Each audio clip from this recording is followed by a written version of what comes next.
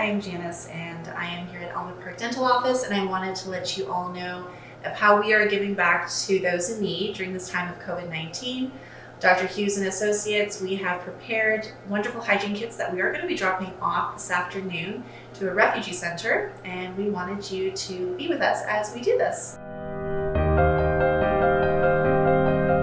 So we're putting together our package for the refugees hygiene kits. We have a toothbrush for them, some whitening toothpaste, some floss, some chapstick, all ready to go.